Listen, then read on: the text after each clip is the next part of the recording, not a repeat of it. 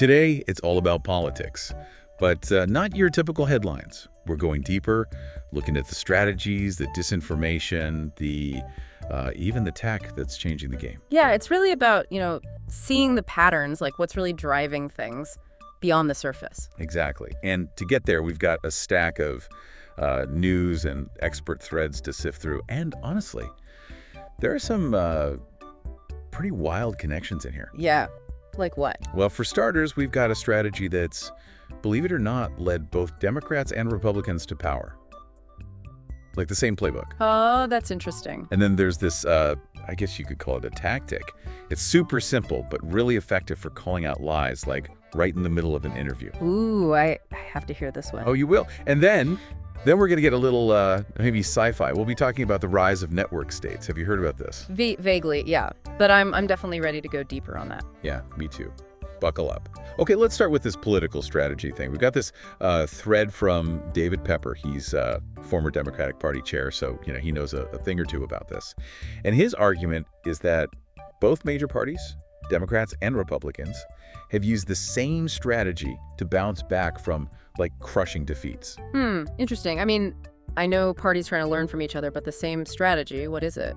It's all about state-level politics, focusing on, building power from the ground up, Yeah. State legislatures, local elections, not just chasing those big national wins. Right. So it's more about that long-term play, building a foundation. Exactly. And it seems like maybe we're seeing this strategy play out right now, even in the 2024 election. How so? Well, think about it. It was a tough year for Democrats overall, nationally speaking. Yeah, definitely. But there were some pretty big state-level wins. Like in North Carolina, they ended the Republican supermajority in the legislature. Yeah. And in Pennsylvania, they held on to that one-seat majority in the state house. I see what you mean. It's like, despite the national losses, Democrats made some strategic gains at the state level. And Pepper, he's got this personal experience with this too. Back in 2010, he ran for office in Ohio. And everyone's saying the GOP was dead after Obama won. But just 2 years later, boom, they were back. And it was largely because they had focused on those state races. Interesting. So this strategy has, historical precedent. Right. They even bragged about it in, a Wall Street Journal op-ed. But, okay, it's not, some magic formula. It takes work, organization, and, crucially, finding and supporting the right candidates at every level. That's always the challenge, isn't it? Finding good candidates. Totally. So, the question for you listeners is, if this strategy has worked before, could it work again? Is this hyper-focus on state and local elections the key to winning in the future? It's a good question. Something to watch for sure, especially as the political landscape keeps shifting. Now, let's talk about something that always impacts elections: the economy. We've got another Pepper thread here, and he dives into this almost like a paradox. Strong job growth under Biden, but then a loss for Democrats in the 2024 election. What gives? Yeah, it seems counterintuitive. I mean, people often vote with their wallets, right? Right. And here's the thing. The U.S. gained over 16 million jobs under Biden. Wow. Yeah, it's actually the first time ever that a president has seen net positive job creation every single month of their term. So why didn't that translate into a win? Well, there's got to be more to it than just raw job numbers, right? It's about how people feel about the economy, not just the data. Right. And Pepper suggests it might be a few things. Economic insecurity, for one. Wages not keeping up with inflation. Yeah. Those things hit people where it hurts. Yeah, people's daily lives. Makes sense. And then maybe Democrats just didn't sell their wins very well. Maybe they didn't connect with voters on those economic issues effectively enough. Yeah, communication is key. Pepper even compares Biden to FDR. Those famous fireside chats. He kind of wonders if a more consistent approach to talking about the economy throughout a president's term might have made a difference. Like keeping those economic issues front and center all the time. Yeah, exactly. So it's not just about good policies. It's about how you communicate them, how you connect with voters on those things that matter most to them. Makes you think, doesn't it? About the power of communication, especially in politics. For sure. Okay, now we're going to talk about something that's unfortunately become a pretty big part of politics these days. Disinformation. We've got this Pepper thread where he breaks down a recent Meet the Press interview with Trump. Oh, okay. I think I know where this is going. To put it mildly, the interview was full of lies. Yeah, that's not exactly surprising, is it? Right. But it raises this bigger issue of like how media outlets, even ones trying to be objective, can become platforms for spreading, just straight up falsehoods. It's a tough balance, isn't it? Giving someone a platform, but also, holding them accountable. Totally. And Pepper, he actually suggests this pretty bold tactic for interviewers. Okay, I'm curious. He says, basically, refuse to move on from the first lie, like full stop, until the person acknowledges it. And if they don't, end the interview. Even if it's like, Trump. Wow. That's taking a stand. I like it. It's definitely a statement. It shows that, lying has consequences. And it prevents that whole dodging and deflecting routine that some folks use. Right. It's about drawing a line saying, we're not going to play this game. So I got to ask, would you have the guts to do that? End an interview with someone powerful if they just kept lying? It's a tough question, but it's also about, the integrity of information, right? For sure. It's a dilemma a lot of journalists face these days. Trying to stay neutral, but also, not letting lies just stand unchallenged. Okay, you ready for something kind of mind-blowing? Yeah. We're entering the world of network states. It sounds futuristic, but it's actually happening right now. We have this thread from @DigitalWarfare1 that lays it all out. Okay, remind me, what are network states again? I remember hearing about them, but... Think of it this way. Imagine a bunch of wealthy individuals, maybe some groups, building online communities. But then they take it a step further. They pool their money, they crowdfund, and eventually they create their own mini nations in the real world. Whoa, so their own countries with land and everything. Exactly. And, I can see the appeal in a way. You create your own rules. You escape from, whatever you see as the dysfunction of regular governments. Yeah, I guess if you're disillusioned with the system. Right. But, the thread also points out the downsides. Yeah, what are those? Well, for one, think about borders. Would these network states be super exclusive? What happens to those who don't get in? Right. And then there's the whole private security force thing, like their own little armies. And then, could these places become like mega tax havens, just making global inequality even worse?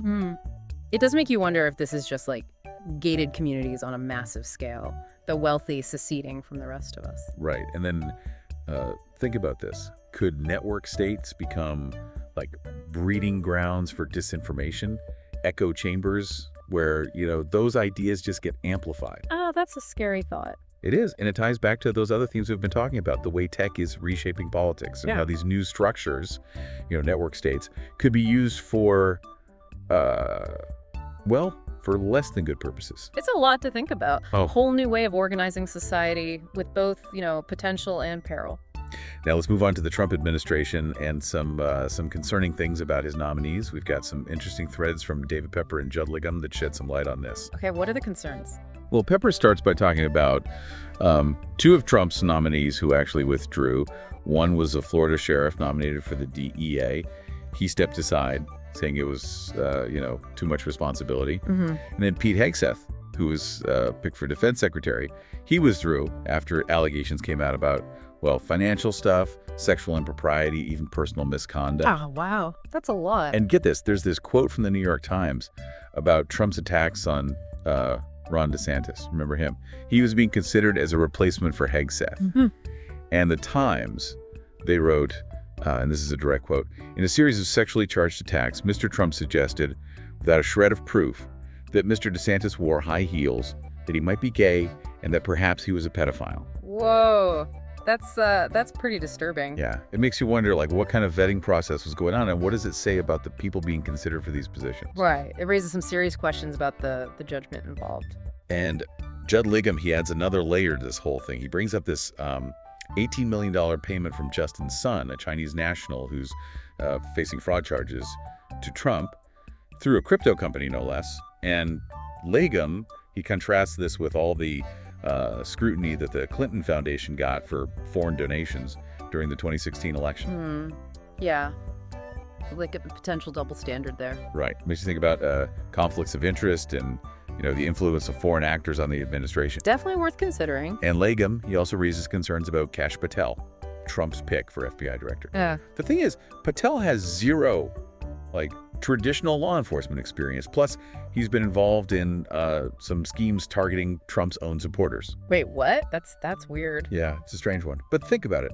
Putting someone like that in charge of the FBI, the agency that's supposed to, investigate potential wrongdoing, it raises some serious red flags about the rule of law, right? Yeah, big time. It could mean a very politicized justice system. Exactly. Okay, let's zoom out now. Big picture, global landscape. We've got this thread from Ruth Diamond, and it really captures the feeling of uncertainty and crisis that's brewing in different parts of the world. Her argument: no country's foreign policy infrastructure is truly ready to handle all of this. It's just too much. Oh, wow. That's a bold statement. What examples does she give? Well, she talks about the Assad regime collapsing in Syria, the ongoing conflict in Ukraine, then there's political chaos in France, even those what she calls sub-threshold attacks against NATO by Russia. Wait, hold on. Sub-threshold attacks, what are those? It's basically stuff that falls below the level of traditional warfare, but is still meant to destabilize or weaken an adversary. Right. Think disinformation campaigns, cyber attacks, that sort of thing. Oh, okay. So the gray zone of conflict. Right. And she also mentions political uncertainty in Germany, Russia's economic problems, the whole 9 yards. Yeah. And her big concern: the incoming Trump administration is just going to add to all this instability. Yeah, that was a common worry back then, that Trump would make things even more unpredictable. Exactly. And she uses this phrase, unmanaged hegemonic decline, basically saying that the U.S. stepping back from its leadership role is going to create chaos everywhere. Makes sense. When a superpower retreats, it leaves a vacuum, and someone else is going to fill it. And it's not just military power, right? It's about those democratic norms, international cooperation, all that stuff. Mm-hmm. And, we have another thread here from Pekka Kalioniemi that dives into the risk of European countries basically becoming pro-Kremlin. Oh, wow. So siding with Russia. Yeah, and it's a scary thought, but he Yeah. points to several countries, ones facing political or economic crises Yeah. that are at high risk of falling under Russian influence. Makes sense. I mean, when a country is struggling, it's more vulnerable to outside influence. Right. And in his assessment, Kalioniemi looks at things like media freedom, business ties with Russia, historical context, all those factors. Mm-hmm. So it's not just about brute force. It's about exploiting existing weaknesses, finding those pressure points. And speaking of pressure points, let's end this segment by looking at a thread about the global far-right movement and how they're gaining power in different parts of the world. At 10 Toes for Truth breaks down the election of Javier Milei as president of Argentina. And his victory was celebrated by a whole bunch of right-wing figures globally. Oh, wow. So it's not just an isolated phenomenon. It's like a coordinated movement. Exactly. People like Jair Bolsonaro, Jose Antonio Cast, even Ted Cruz. And the thread also points out that Milei has ties to this U.S.-based group called the Atlas Network. They're funded by the Koch brothers, and they support free market think tanks all over the world. Interesting. So they're pushing a libertarian agenda. Right, and they've been especially active in Latin America. It's like they're playing the long game, building support, promoting their ideology, and then boom, they get a win, like Milei in Argentina. Makes you realize how much of this is happening under the radar. These groups quietly working, building networks, and then suddenly they have a major impact. It's kind of chilling when you think about it. Yeah, it is. Makes you realize we got to pay attention to those undercurrents, those things that aren't always on the front pages. Totally. Well, we've covered a lot here. U.S. election strategies, disinformation, network states, global instability. It's a lot to process. It is. But I think it's important to see the connections, right? How these things are all intertwined. Right. And how, seemingly separate events can actually be part of a bigger picture, a global shift in power, a battle of ideas. Exactly. And it's happening right now, all around us. We'll take a breath, let this all sink in, Yeah. but stick with us. When we come back, we'll keep digging into these sources. There's still a lot more to uncover. Okay, so we were talking about network states, those kind of futuristic mini nations funded by, well, the super rich. But, it's not all doom and gloom. Some people actually see this as like a good thing. Right. The thread from @DigitalWarfare1 does touch on that. Like the idea that network states could be more efficient, less corrupt, than traditional governments. Yeah, like a fresh start. Yeah. Building the society from scratch based on, your own ideals. Exactly. They talk about attracting the best and brightest, fostering innovation, creating hubs of economic and technological progress. It's kind of appealing, isn't it? Especially if you're, disillusioned with the way things are now. Yeah, I can see that. But the thread also points out, like, some really big practical challenges. Oh, yeah, for sure. Like, how do you even become a sovereign nation? There's already, a whole system in place. Right. And how do you prevent these network states from becoming, like, just playgrounds for the ultra-wealthy? Wouldn't that just make global inequality even worse? Here. And then what about conflict? Like, you've got all these mini nations with different values, different laws. Could that lead to, like, clashes or even wars? It's a possibility, the thread mentions. Interstate conflict, they call it. Network states competing for resources, talent, maybe even ideological dominance. It's almost like going back to ancient times, like city-states or something, but with a 21st century twist. And then there's the worry that these network states could become, echo chambers for extreme ideologies. Mm-hmm. If you're surrounded by people who all think the same way, it's easy to get more and more radicalized. Yeah, that's scary. Like, could they become breeding grounds for, I don't know, disinformation, hate speech, even terrorism? The thread definitely raises those concerns. It's like technology can be used to create these amazing new structures, but it also comes with risks. So network states, they're definitely a mixed bag. Potential benefits, but also serious downsides. Mm-hmm. And it shows us how, technology is really shaping the future, but it's not clear what that future will look like. Right. It's up to us to decide how we want to use these tools, whether it's to build new systems or, to strengthen the ones we already have. Okay, let's switch gears for a minute. I want to talk about something that shows us, like, the real-world impact of disinformation, especially when it comes to science. We've got this thread from Karam Bales, and he dives into the Republican COVID Oversight Committee and how they basically promoted alternative treatments for COVID-19. Oh, wow. This is like the whole hydroxychloroquine and ivermectin thing. Yeah. And the thread, it really shows how ideology can sometimes trump science, especially when you've got influential people pushing those ideas. Bales documents how, people like Elon Musk and Donald Trump were promoting these treatments, even though there was no evidence to support them. Yeah, I remember that. It was really concerning how they were dismissing, like, actual medical experts and pushing these unproven remedies. And it's not just that they were, promoting them. They were actively trying to undermine public trust in, like, the CDC, the WHO, all those organizations. It's like they created this alternate reality where facts didn't matter. It was all about, their own beliefs and their own agenda. And it had real consequences. People were making decisions about their health based on, like, bad information, putting themselves and others at risk. Bales talks about this case of a couple who actually ingested fish tank cleaner because it contained chloroquine phosphate. Oh, God. Yeah, it was after Trump had talked about hydroxychloroquine as a cure. The husband died and the wife was hospitalized. It's so tragic. It's a reminder that words have power. And when you spread misinformation, especially about health, it can have devastating effects. The thread also argues that this whole campaign, this push for alternative treatments, it really eroded public trust in science. And it probably contributed to vaccine hesitancy, too. Yeah, making the pandemic last longer, more people getting sick, even dying. It's scary how easily misinformation can spread and how much damage it can do. And Bales points out that this wasn't just a U.S. thing. These groups, like America's Frontline Doctors, they were pushing these unproven treatments worldwide. It's a reminder that we live in this, global information ecosystem. And misinformation, it can travel just as fast as the truth. We got to be so careful about what we believe, where we get our information from. Okay, let's shift gears again. Over Europe, we've got Georgina Wright's thread, and she's breaking down the political chaos that's unfolding in France. Oh, yeah, this was a big deal. The National Assembly rejecting the government's budget, like, total turmoil. Right. And it just shows how fragile even a well-established democracy can be. When a government can't even pass a budget, it's a sign that something's seriously wrong. Right, walks us through all the options, what they could do to resolve this.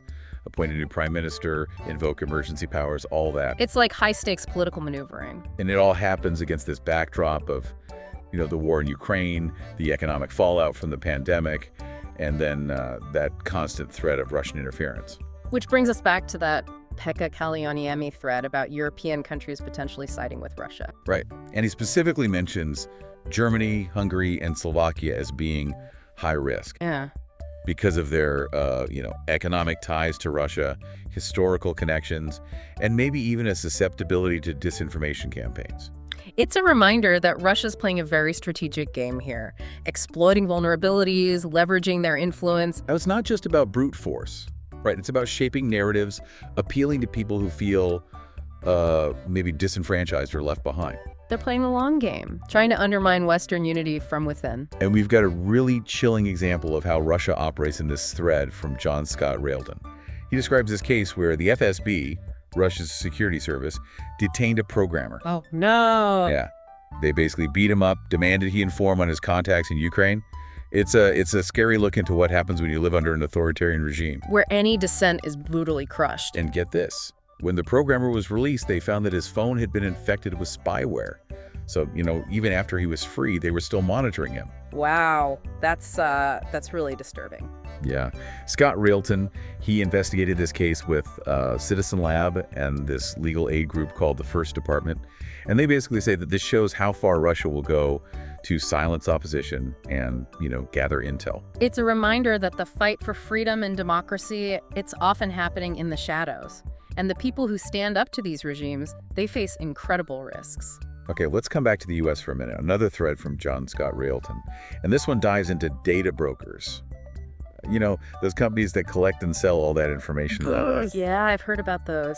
Kind of creepy. It is. Scott Railton, he actually applauds the CFPB and the FTC, those government agencies, for cracking down on data brokers. But he also says that America needs stronger privacy laws, like way stronger. Yeah, our privacy laws are pretty weak compared to, Europe. Right. It's crazy how much information about us is out there being collected and sold without our even knowing about it. Our online browsing, our purchases, even our location data.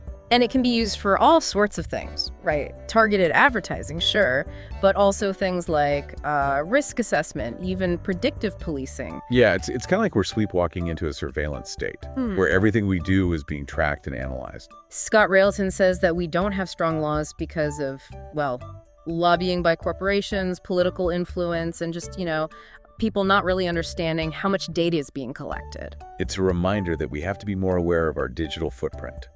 And we have to, demand stronger protections for our privacy. It's about protecting our fundamental rights as citizens, even in the digital age. Well, I don't know about you, but I'm feeling a little overwhelmed by all this. Yeah. Network states, disinformation, political chaos, the erosion of privacy. It's a lot to process. It is. It can feel pretty heavy thinking about all these challenges. But it's also important to remember that, we're not just passive observers. We have choices to make, actions we can take. That's a good point. It's easy to get stuck in that feeling of, what can I do? I'm just one person. Yeah. But our choices, they matter. They add up. Exactly. And when we come back, we're going to talk about that. About what we can do individually and collectively to shape a better future. Thank you for listening to the Daily Mind Brew podcast. Democracy isn't a spectator sport. Check out the podcast summary for key takeaways and actions you can take to be a defender of democracy today.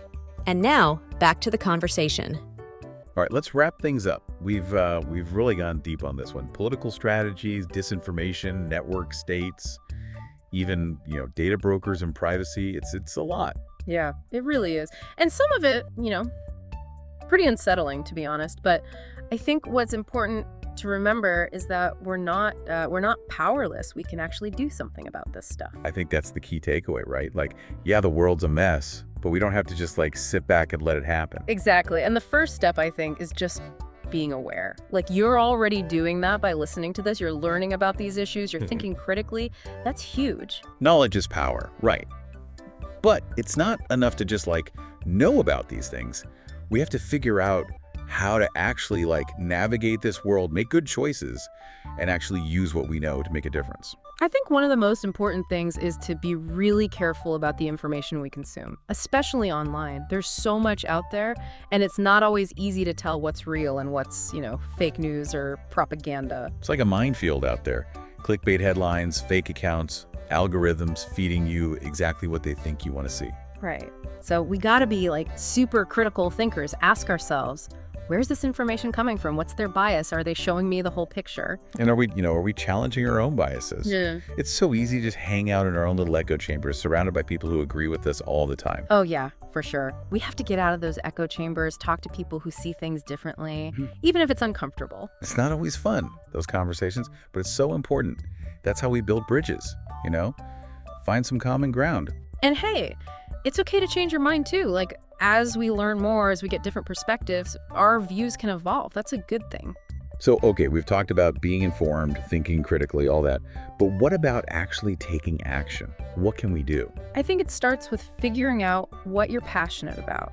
Yeah. What are the issues that really get you fired up? What problems do you want to see solved? And then find a way to get involved. It doesn't have to be huge. It could be volunteering, donating to a cause you support, even just contacting your elected officials to tell them what you think. Right. Even small things can add up. Imagine 1 million people all doing something, even something small. It can have a huge impact. And change doesn't happen overnight. It's a process. Yeah. You got to be patient, keep pushing, and believe that, things can get better. Absolutely. And find your people. Connect with others who care about the same things you do. Support each other. Collective action is way more powerful than just going it alone. So, to wrap up this whole deep dive, I want to leave you with a sense of, I guess, hope. Yeah, there's a lot of bad stuff happening, but there's also a lot of good.